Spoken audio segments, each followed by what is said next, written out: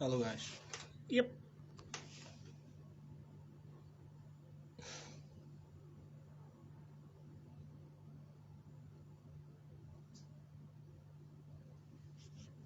Hold on. Trying to set some stuffs in place. Hold on.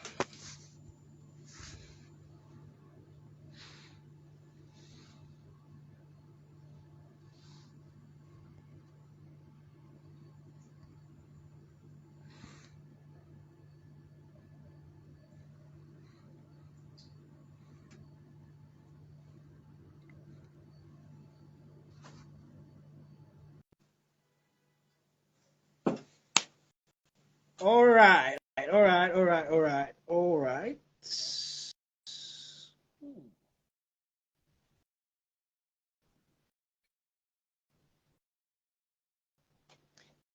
Yep. So right now, good, good. So our guest speaker is here. Please, can you say hi, Barista Uchenna? Hello, can you hear me? Yep. I can hear you now. I can hear you now. Loud and clear. Good evening. Good I'm terribly evening. sorry about the fact that I'm late. You know, we are not particularly very in tune with technology on this side, so it took us a while to be able to make sure we are connected. But I'm here now. Again, my apologies. All right. Thank you very much. Thank you very much. It's very nice to have you on this program. All right. So, as I said initially, I am Victor, a real estate consultant, and this is the first edition of Real Estate Live with Victor. It's going to be a weekly program where we talk about real estate, finance, and investment. And for today, the topic is very simple. Why do you need to have a lawyer whenever you want to buy a property? Why? Why can't you just walk into, say, a supermarket or meet someone and just get the property for yourself? Why do you need a lawyer to go through that process? So, with me on the show today, I have a barrister Anyebuna Uchenna, who is a lawyer and will be helping us out with reasons why we need a lawyer. So, probably next time when you want to get a property, you know what to do and what not to do, so you don't go around losing money or falling into the hands of scammers or fraudsters. All right, Barrister Uchenna, I'd like to ask one simple question just for a start. Why do you think people need to get a lawyer whenever they want to buy a property, say a house or land? Why do you think it's important to have a lawyer on ground? Well, first and foremost, is right to point out that eh, under our land tenure system, there is a there are a body of rules. There is a law, first and foremost, that guides our land tenure system, the Land Use Act of 1978. Now, by virtue of Section 1 of that Land Use Act, which I assure you most people do not know, right? All lands in Nigeria are vested in the governors of the states to hold as custodians. They are the ones who allocate lands. In fact, when they give you that land, when you buy in quotes, or when you think you become an owner of that land, you're not giving there's something called a freehold interest, and no, you don't have a freehold interest. What you have is listed to you by the government for a period of 99 years, right? So first thing to point out is the fact that first and foremost, all land in Nigeria, let's say you're in Anambra, okay, yes, all lands in Anambra are vested in the state government, right? He is now is at his pleasure to grant, to allocate, and to do whatever it is he wants to do with it. That's number one. Then, as to the nitty-gritty of the matter, as to why you need a lawyer, precisely because of the fact that there are legal issues that come from that transaction. In fact, first and foremost, one, it is a transaction, right? And for every transaction, even if it is tomato and pepper that we're selling, there are, I'm making it basic, right? There are legal principles, legal issues, right? So long as there is an offer, now that is basic contract. As long as there's an offer, there is a consideration and there is an acceptance.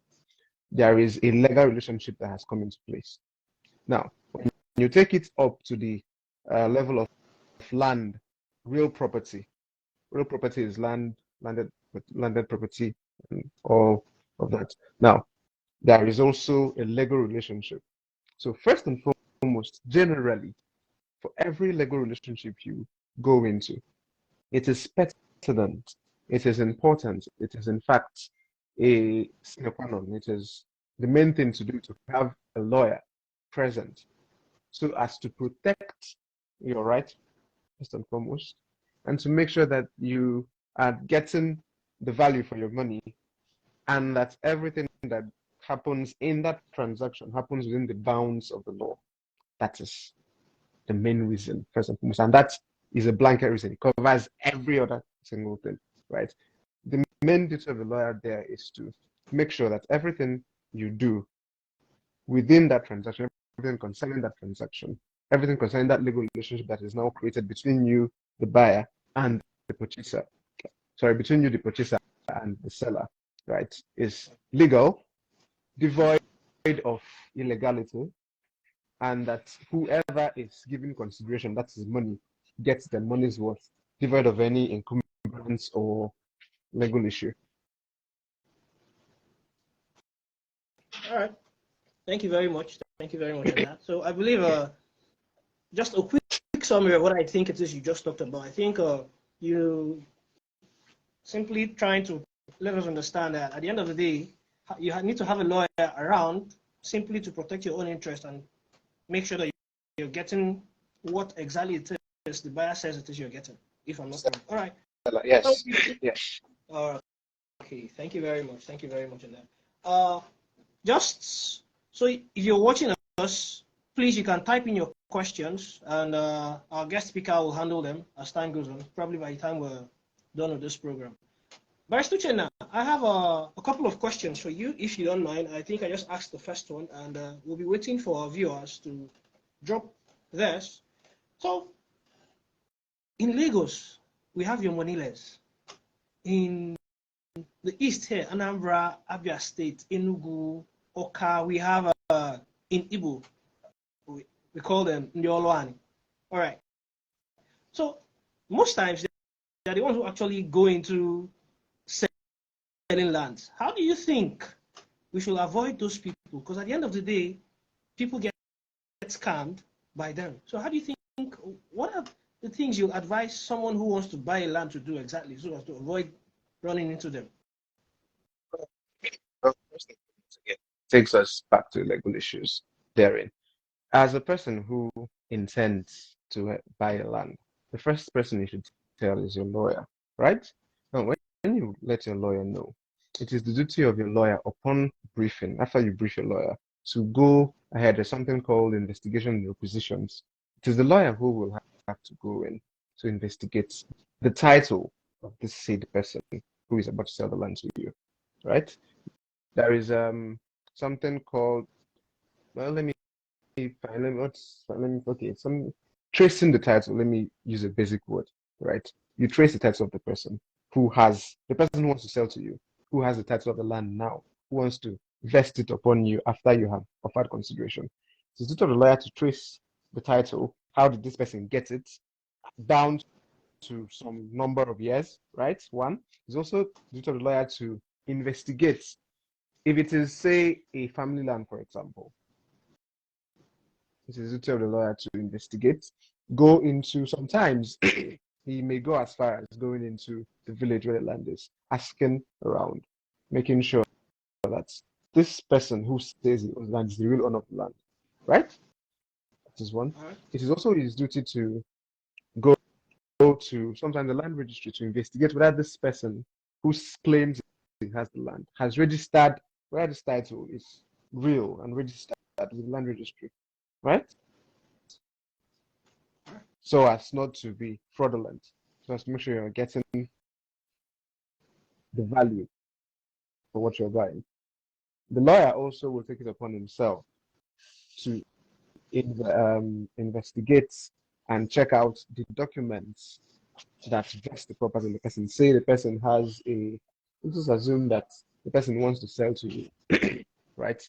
However, the means through which he got the land is faulty. Let's say he wants out to you, but he has a simple leasehold, a sublease, in fact, on the land, right? Which means he cannot vest interest on you because he doesn't have complete interest in the land either. Hmm. You understand? Yes, there are occasions like that. So these are things that to avoid, these are things that come up where you do not go through the right channel. And to avoid that, you need to get a lawyer who will guide you and ensure that you jump over these loopholes.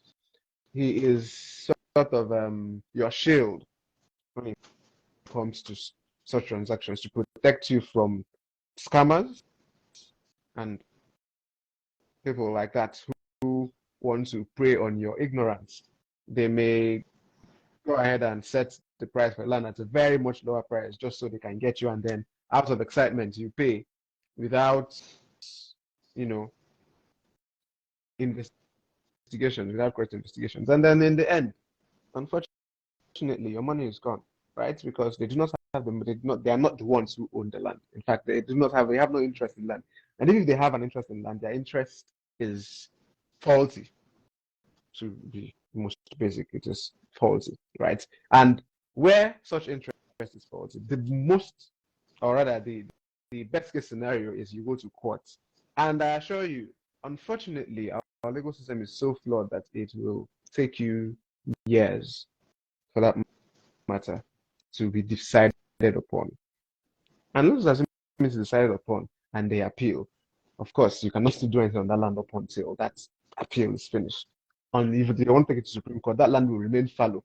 There is an issue that I am very much conversant and aware. In fact, there is a matter currently on my desk where that matter, it's a land matter. That matter, the person that bought that land in 2004. No, 2004, I was still in primary school, right? Because of the issues concerning this land, and the case is still in court till now, trying to decipher who has, yes, till now. It's coming up for hearing in the Supreme Court. Now, the that land, nothing can be done on that land up until the courts decide whose it is. And the unfortunate thing is that some of the parties involved in this matter are dead. Right? So the plus the I don't want to go into the money spent all these years going to court and fighting a legal, prolonged, protracted battle that could have been avoided in the first place if you had gotten a lawyer to help you go through, to guide you on each step of what you're about to do. All right. So, people, I believe you've been paying attention to the program. Just to point out something Barrister Uchenna said.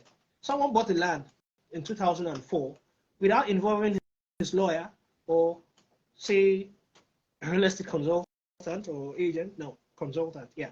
And since 2004 till 2023, that is, say, 19 years.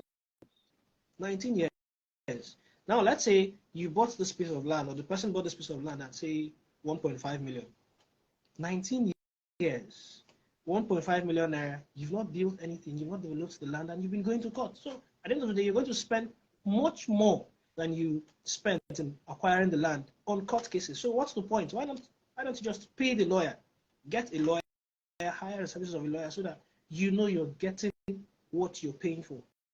So you don't fall into the hands of fraudsters or scammers. So that's that. Please, if you have your questions, drop them. I'm sorry if your network is not stable, Mr. Victor Ezenia. I'm sorry if your network is not stable. All right. Barrister Uchenna, one more question for you, please. I've heard stories where someone wants to buy a land. He talks to a lawyer, or he walks into a real estate company's office. They give you a portfolio of all the lands they have for sale. And along the line, say you buy one of them, but there's one thing, they withhold certain It's more like a trap. You're trapped with level 1. When you get into level 1, they show you what's in level 2. So what are the legal implications of withholding information from buyers? That is just the question. What are the legal implications of buyers withholding information from sellers? Buyers, I mean sellers, withholding from buyers. No, I mean buyers withholding information from sellers. If someone wants to, sorry, I made a mistake. Sellers. Yes. Sellers withholding from buyers. Exactly. Yes. Exactly. Sellers withholding information from buyers. Well, first and foremost, it is wrong. It is morally and legally wrong. First and foremost, right? That is one. Then two, so long as assuming that the buyer, so long as the buyer can prove, there's something in law called a bona fide purchaser for value without notice. Say there is an encumbrance on the land, there is a fault on the land, right? And upon due diligence, again, there's something called due diligence. Diligence is what you must do, what you must have done to ensure that you really, tried your best to ascertain whether the title of this person is right, whether it is not faulty, whether you are getting, what you want. Now, upon doing that, and then and upon your requisitions, after your requisitions, the purchaser fails to disclose certain things, certain encumbrances. Let us assume that the land you bought, there is supposed to be an easement. Part of the land is supposed to be a road, right? An inroad for other people, and he does not, and you buy this without notice. There's something called a bona fide purchaser for value without notice. You may have a claim in court. Sorry, you may have what? So you may have a claim in court. Okay. If you can prove that you are a bona fide purchaser for value without notice. You can prove in court, because definitely there is no other way to. That is if and when negotiations do not work, where you go to the person and say, so you did not give me what I paid for, you didn't tell me that this was this, and in the manner of INEC, they tell you, go to court. Right. Now, when you do approach the court, if you can prove that you are bona fide purchaser for value without notice, there may be legal remedies which the court can extend to you if you pray the courts, to which the court can grant, right? Some of them may sometimes, in fact, I cannot presume or sit here to prophesy what the court will do. But you may have a claim if you can prove, in fact, that you are bona fide purchaser for value. However, it is always, again, this is again an opportunity to stress the importance of a lawyer. For each land, depending on the location of the land, depending on the covenants that run with the land, there are covenants that run with land, right? Now, there are particular areas where you're not allowed to build more than a story building. That's a covenant that runs with the land. There are areas where you're not allowed to build security houses, even though it is your land that you bought to. But you're not allowed to build security houses there. Why? Yes. There are now these are particular. There are estates where there must be a general, where one of their covenants is that there is a general security, and then you cannot, you cannot build something there where they specify the type of. In fact, there's some that specify the type of building that you build. You cannot build more than one story. Some will say it's just bungalows. Some, it depends, right? So it is also the duty of the lawyer. In fact, it is your duty first as the purchaser to get a lawyer who, in the course of his investigations, will let you know about these things, whether there are encumbrances on the land, whether there are covenants that touch and run with the land, all these things. And then if you can, or if you so desire and wish and accept, then you can go ahead and purchase, right? This is an extraordinary circumstance. But going back to the particular question you asked as to withholding information, so long as the purchaser can prove in court that he is a bona fide purchaser for value without notice, that he has a claim. All right. Thank you very much. We're gradually coming to the end of our program. So just to remind you again, if you have any questions, kindly type them in the comment box, or you can send your questions to info@realestateWithVictor.com.ng. Those questions will be treated in the coming days, either as a topic on my wall or in the next live Facebook Real Estate Live session. All right. So one quick question. Now, this is personally from me. Good. I believe that, say, someone wants to buy land, probably from an individual or a community. Definitely, you need to get a lawyer involved. But when you're buying with a real estate company, probably genuine real estate companies, because not all are genuine. So when you're buying from a genuine real estate company, I think since a real estate company already has a lawyer, and with the help of the lawyer and other personnel, they've done the necessary research you should do on that land, is it still important to get yourself a lawyer when you're buying from a real estate company, after knowing fully well that this real estate company has lawyers, surveyors, and all that, who must have done the whole homework, wherein that all you just have to do is pay and get your title, your documents? What do you think? I'm going to try to give an leg and paint a picture here. When you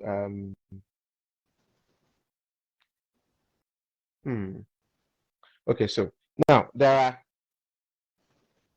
when you are buying from, like you said, real estate companies or agencies who have, according to you, done their due diligence and everything, who have done everything. Now, you fail to realize that getting a lawyer, getting your lawyer, you're not doing it for anybody. You're doing it to protect your own interests. Now, there may be, there definitely will be clauses in the instrument of transfer, which you will not understand. Now, they tell you, our lawyer has drafted these papers, come and sign.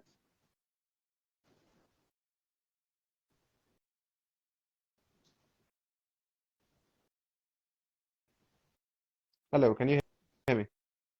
I can hear you. All right. Yes. So they tell you, Mr. Victor, our lawyer has drafted these papers, come and sign, and then you go and you flip through. They tell you that it's complete, it's this, it's that. Now, you do not know what is written there.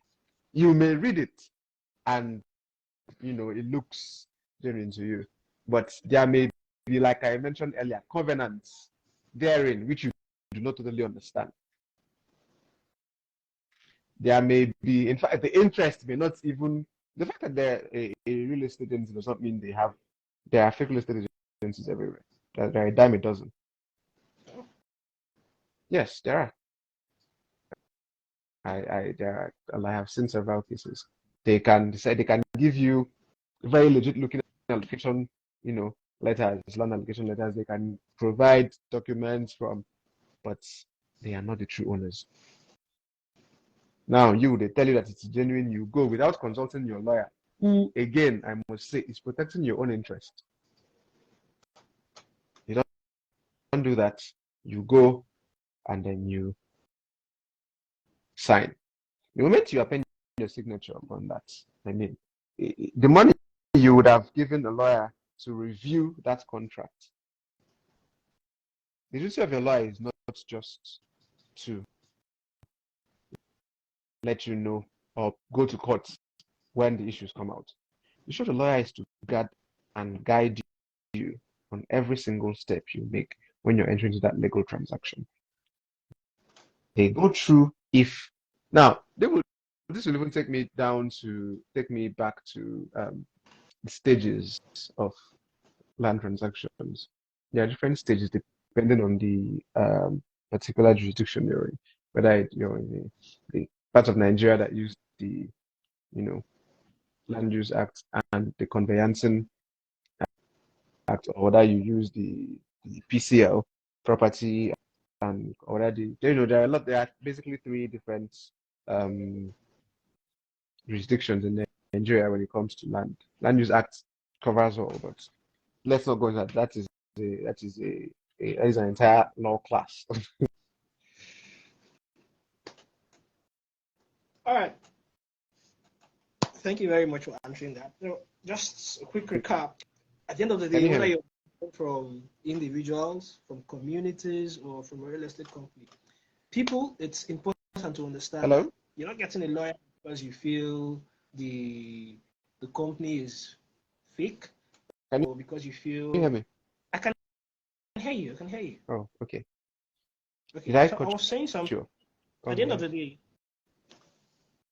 getting a lawyer, if you want to buy a property, land, a house, or anything, isn't because you feel the individual is hiding something from you, or because you feel the real estate company is fake. Getting a lawyer, from what you just heard our barrister talk about, is all about protecting your interest. Simply protecting your own interest. Exactly. Simply making sure that you are getting, first of all, nobody would like to waste money. It's making Nobody sure would like you get to waste money. Yeah, exactly. Nobody would like to pay for land and then still have to spend money going to court to get a land that they've already paid for and they should have already developed. Nobody would want to get into an ensuing protracted legal battle just to prove that they got a land. And they got it in a legal way and they have the legal documents to back it up. These are things you can easily avoid. Even if you are using, like I said, even if the person or the people who are buying from are a registered real estate agency, it is still pertinent and in your own interest to get your lawyer who has your interest at heart. You forget that the agency who drafts that, it was drafted by their lawyer who has their interest at heart. Like it or not, that's the truth. Now, in that instrument of transfer, there are several. There's a deed of assignment. There's, of course, again, some of us seem to there's a mistake most people make. When buying land, they'll just give you an irrevocable power of attorney, and you think that's all. There are several documents. Hold on, please. Repeat yourself. The mistake. I said, now, there are several documents. I'll get there. There are several documents that are needed in a land transaction, right? There's the contract of sale. Contract of sale is not instrument of transfer. That is a mistake we make. When you give contract of sale and you think, okay, they've sold, it's not an instrument of transfer. What it is, in fact, is to the extent that you have agreed, I have come to you and I have agreed that I will buy this property and if I agreed you will sell to me. Finish. That is what it is. It is only an evidence to show that we have agreed to enter, to buy property and if I agreed to sell to me. That is strict to sense of what it is. Even though in certain circumstances the courts can decide to read into the intentions behind what is it. But however, what precisely transfers interest in property is a deed of assignment where it is. A deed of assignment.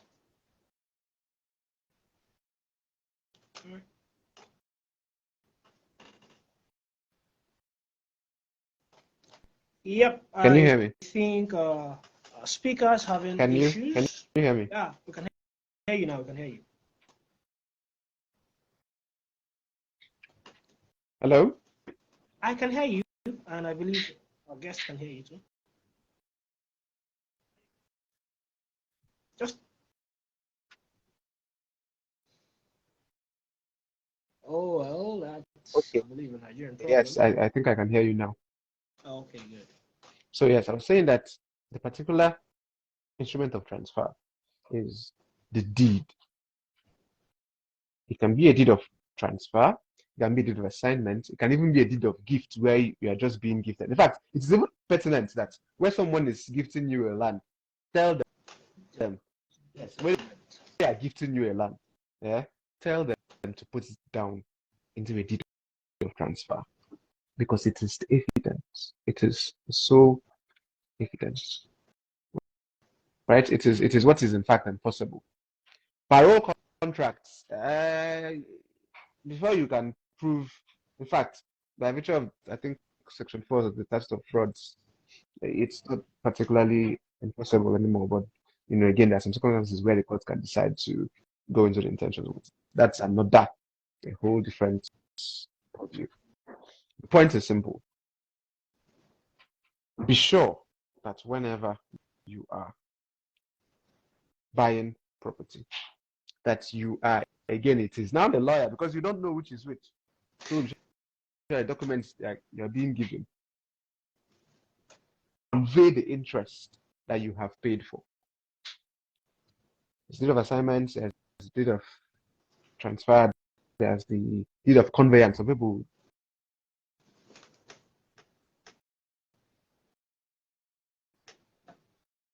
there's there's irrevocable power of attorney, there's the C of O, there's the governor's consent, which is part of the deed of assignment. In a lawyer way, you give go, sabi whether all these things they complete. Make I use broken talk and may not be like how they speak too much English. But yes, so it is not just for the sake of, you may think it is, you just want to, a liar wants to eat money and I can do it, or you go to post office and you get someone to print something and just change the names. My brother, my sister, when the issues that will come out of that thing you just printed come out, you will spend times 10 what you would have given a lawyer to review that contract or even to draft it by themselves. Truly. So, first and foremost, my advice will always be, has been and will always be, before you enter into any legal transaction, precisely property issues, make sure you engage a lawyer. Go with a lawyer. It is, in fact, the lawyer's duties range from negotiating on your behalf, to investigating, to requisitioning. That is asking them if there are things where he doesn't understand. He makes what are called requisitions. He asks them. So you said that your father is Mweke and Mweke is the land to Mbwafo, but you are the son of Mboye. So how did it get to you? These are questions that you need to know so that you can ascertain that the title, the devotion of the title is in the right order. Right? That is that. Yeah. So from therein, you can now go into drafting the papers needed, the documents needed. Drafting them. After drafting them, he goes forward to register, stamp, get the governor's consent, and all that is, there is a plethora of duties which, for your own sake, for your own safety and safety of your purse, and by your purse I mean your money. Exactly. It is better for your own sake to get the services of a lawyer. I mean, there is a reason most rich men consistently pay legal fees. Because every day they enter into legal transactions. They don't do it because they just want to dash lawyer money. Sure. It is because they know that every day you wake up, in fact, when you wake up and you enter bus and you give conductor money to take you to a place, you've created a legal relationship, but you don't know it. Giving a conductor is a legal relationship. Right. You have given them money. You've created a legal relationship. Now imagine buying land. So most people, most learned people are aware that every single time they are entering legal relationships, which have plethora of legal issues, right? And as we all know, prevention, they say, It's is better than than cure. cure. The money you would have used to solve that matter, you would use 1/10 of it to get a lawyer to follow you, hold your hand through that process. That Right. is my word. Thank you very much. Thank you very much for agreeing to do this, Vice Uchenna. To our esteemed guest, I believe you did learn one or two things. Personally, I did, and just a little at that. Our lawyer said something about the deed of assignment being the major article of transfer, the major title document whenever you want to buy land. So just a little advertising. This is to remind you that Santonville Estate is still selling at 345. Yeah. Santonville is located at the outskirts of Oka here. The title to this land is you get a deed of transfer, irrevocable power of attorney, and then the survey plan. It's located very close to the International Conference Center here in Oka. And if you'd like to book an inspection, you can please send me a message here on Facebook, or you can call me on my digits 0816 201 5339. All right, so that's that. Vice Uchenna, one more question, please. We've talked about getting a lawyer and all that. How about the legal fees? How does that work? How does that work? I don't know. You might want to tell us. Yeah, well, I mean, it would be, I would be a liar if I sit there and tell that the lawyer will do it for free. That is not possible. Yes. Now, there is a certain practice which I have found deplorable that people do. It is how you would be comfortable to say you are buying a land of 10 million. You would have in your mind, in the back of your head, you wake up and you conclude with you and your God that you will give the agent a certain percentage, and then you meet a lawyer and you tell the lawyer to do the papers for you for 10,000. How? And you call yourself a Christian, and you go to church, you take communion, you go to wherever it is you go to, and you stand there and you pray, expect to answer your prayers. Now, that is an aside. Legal fees, usually legal fees are calculated by virtue of a certain percentage of the cost of the land in question. That is the conventional method, right? Again, but then that is, in practice, that is negotiable between you and the client as a lawyer. However, there is a benchmark which the lawyer must not fall below, which also means that that benchmark is a benchmark which you, as the client, should not fall below, because it is not paper he's selling. All right. These are things that we need to say, right? So, ordinarily, the standard convention.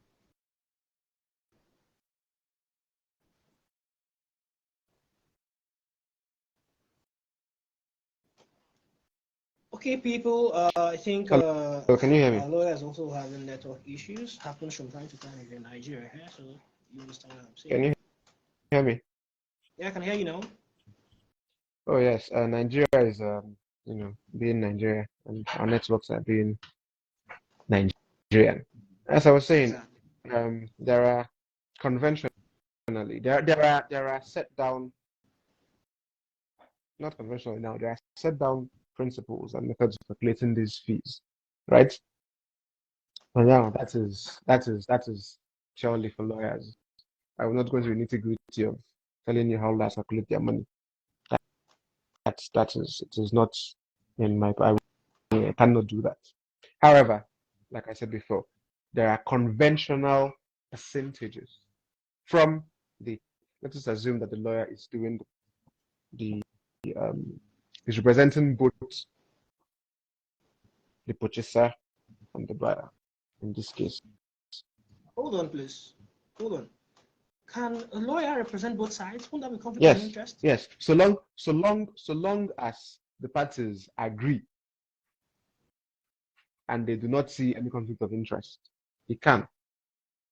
But the moment one disagrees, my dear, you have to represent just one. So depending on the representation and depending on the value of the property,